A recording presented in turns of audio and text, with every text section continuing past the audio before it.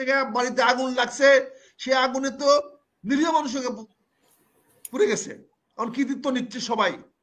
কাজে কালকে যেন এই আগুনের বিচার না হয় সে চিন্তা করেন। কালকে যেন কেউ এসে বলে না যে আগুন লাগানোর বিচার করতে হবে, এরকম অবস্থা সৃষ্টি করেন না। হ্যাঁ, ওরা পারবে, আসুক, ওরা গিলাগালি করতে আমাদের সঙ্গে আসুক। কোন বেটা পারবে গিলাগালি করতে? হ্যাঁ, আমি পারবো না ছাত্রদের সঙ্গে গিলাগালি করতে। এখানে আমি নিরীহ, এখানে আমি অসহায়। কিন্তু যে বুড়াদেরকে বানাইছে ওই আসুক না। তোর কতটুকু বুদ্ধি, কতটুকু মেধা, কতটুকু শক্তি, কতটুকু জ্ঞান তোর আছে? কোনদিন মানে না, আমাদের টকশোগুলো দেখেন না, আজকে না, নতুন না, আলিনের সামনেই বলেছি, দেখেন না কি বলেছি। 111-এর সময় যখন টাকা নিছিল এই নির্বাচন কমিশন থেকে বদিউল আলম, তখন আমরা বলি নাই? এদিকে তো কখনোই মানি নাই, এদিকে তো মানার প্রশ্নই ওঠে না। ভদ্র কথা আছে, যেখানে আমার কনসার্ন নাই, আমি ছিলামই না, আমার জন্মই হয় নাই, আমি শিশু ছিলাম। সেটা কেন, কারা কেন করছে, সেটা নিয়ে তো তোমার বিষয় না বাবা। তুমি জাতির জন্য কি করবা, জাতিকে কি দিতে পারবা সেটা বলো। আর তুমি বললে এখন নির্বাচন হবে না, ঠেকাও দেখি নির্বাচন কতদিন ঠেকা রাখতে পারো, দেখি কতদিন ঠেকা রাখতে পারো। তুমি এগুলা যত কাজ করতেছো সব তো শেখ হাসিনার পক্ষে যাচ্ছে। দেশে যত বিশৃঙ্খলা সৃষ্টি হবে সব শেখ হাসিনার পক্ষে যাবে। আজকে এই এনসিপি যে কাজগুলা করতেছে, যেগুলো করতেছে, প্রতিটা কাজ তো শেখ হাসিনার পক্ষে যাচ্ছে। এখানে দরকার ছিল একটা জাতীয় সরকারের, দরকার ছিল ঐক্যমতের, দরকার ছিল সবাই মিলে কাজ করা, দরকার ছিল এনসিপি এসব বড় দলগুলোর সঙ্গে বসে কিভাবে শেখ হাসিনাকে প্রতিহত করা যায়, শেখ হাসিনা যেন আগামীতে বাংলাদেশে ফিরত আসতে না পারে সেই চেষ্টা করা।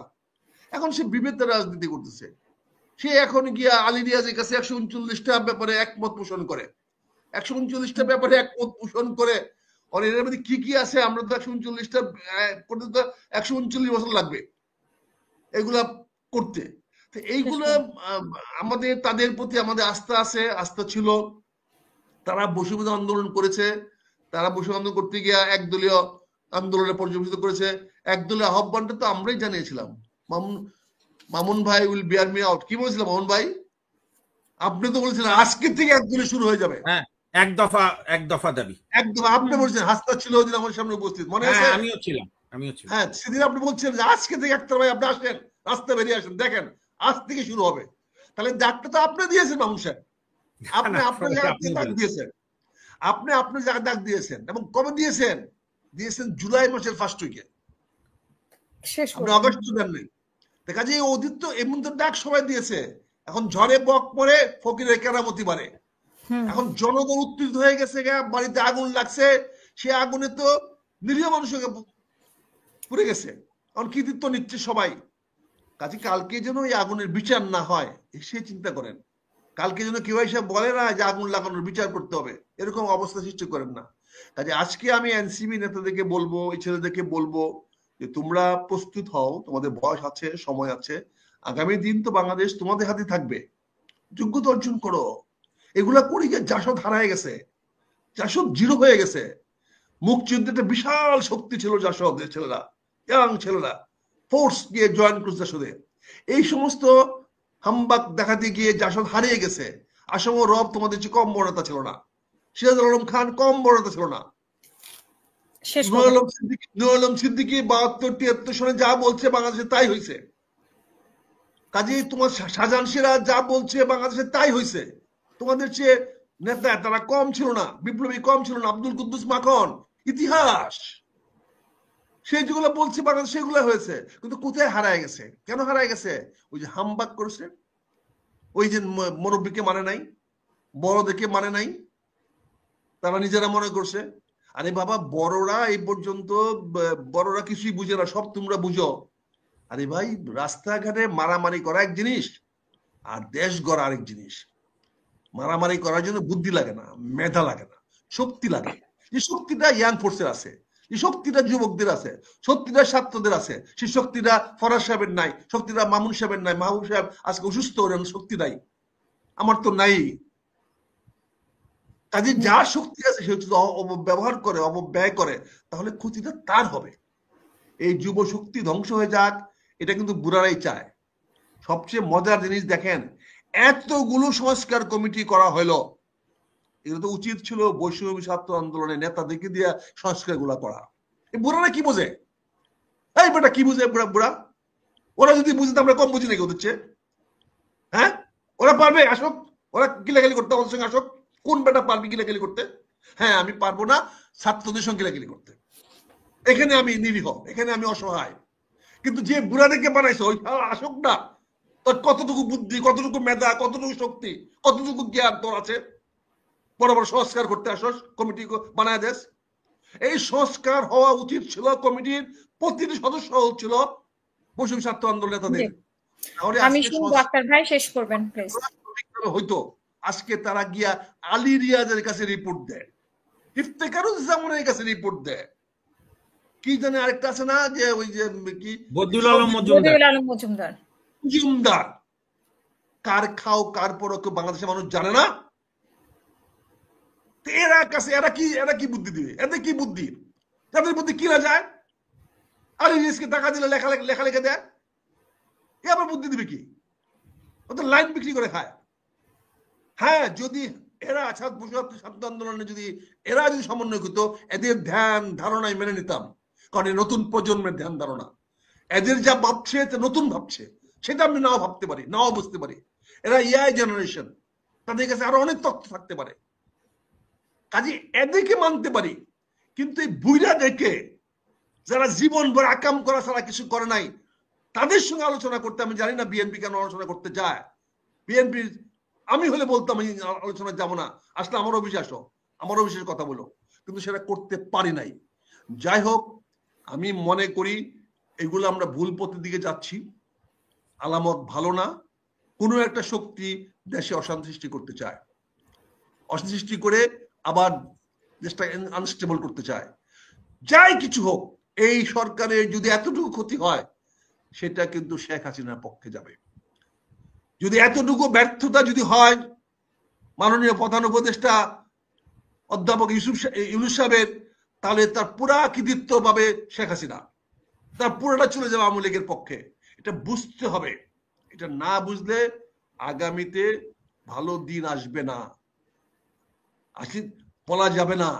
কাজে দিনে দিনে বাড়ি আছে দেনা, বা বলা যায় দিনে দিনে বাড়িতেছে দেনা, আজ হোক কাল হোক সুদিতে হবে অবশ্যই। শেখ হাসিনা সুদে গেছে, শেখ হাসিনা সুদ করে গেছে, শেখ হাসিনাকে ধরে রাখতে পারলেন না।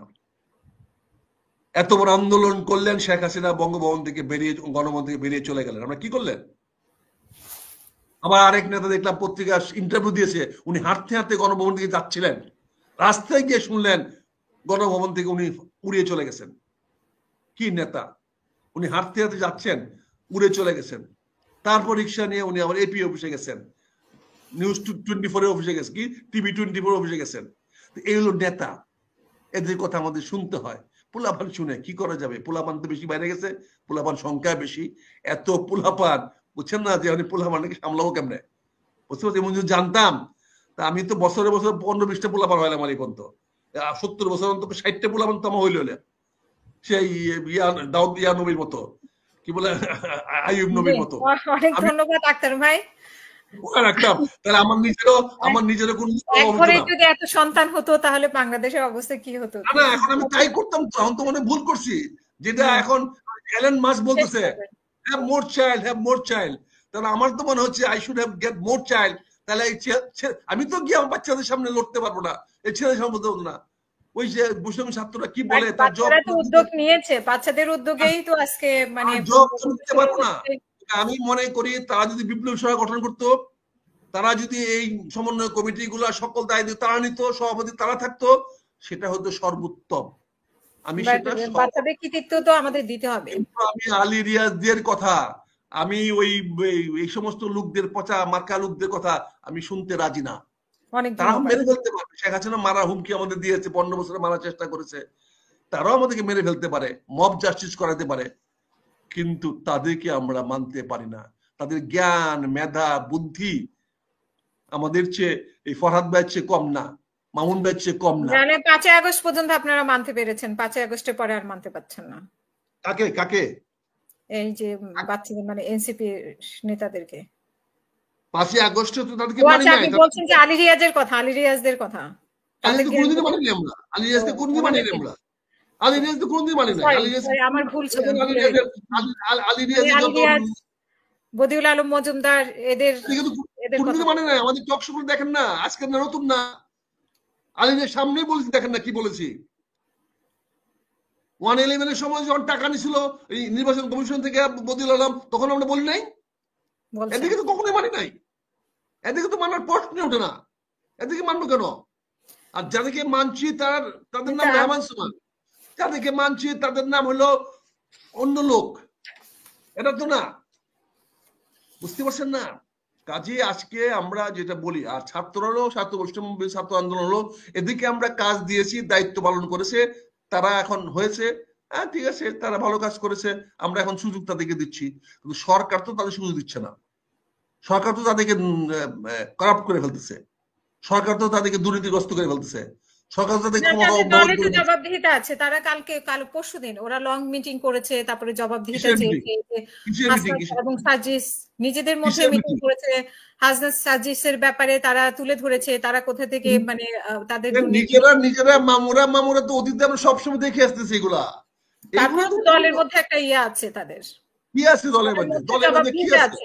তারা সেটা তারা করে তারা দেশ চালাক না, তারা দেশ চালাক, তারা দেশ আরেকজন হাতে তুলে দিচ্ছে কেন? তারা দেশ চালাক, তারা দেশের দায়িত্ব আজকে নেই।